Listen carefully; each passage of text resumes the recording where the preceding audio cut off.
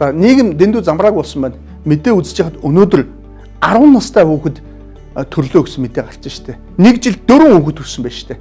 Өмнө нь бид нэр 12-тай 13-тай хүүхэд төрлөө гэж сонсоол гайхаж ялжсэн. Гэтэл өнөөдөр 10 настай хүүхэд одоо төрж ийн гэж штэ.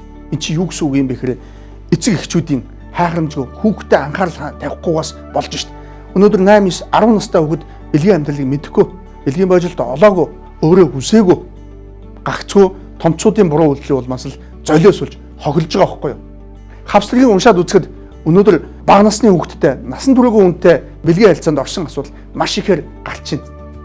Манай улсад чинь 14 хүртэлх насны хийг хүүхэд гэж үзээд бэлгийн харилцаанд орох юм бол түүнийг хүссэн, эс хүссэн, хүч хэрэгэлсэн эсхээс үл хамааран хүчинд гэмтэлгээд хуульчилсан байхгүй юу? 14-өөс 16 насныхыг бол оржлохгүйгээд хуульчилсан. Инхээр ерөөсөө л нас үеийн түрээгүй хүнтэй бэлгийн харилцаанд орж болохгүй л байхгүй. Энэ замбраагүй ороод байгаа учраас өнөөдөр энэ гэмтгийн золиос нь бага насны хүүхдүүд болж байна. Хэрэгтнүүдийн мэдүүлгийг уншаад үзэхээр өөрөө хүссэн, эсвэл насан туршаагүй хүүхдийг би мэдээгүй, эсвэл өөрөө дуртай байсан.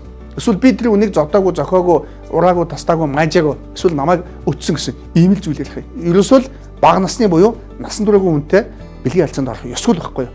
Насандаа л байх хэрэгтэй шүү дээ.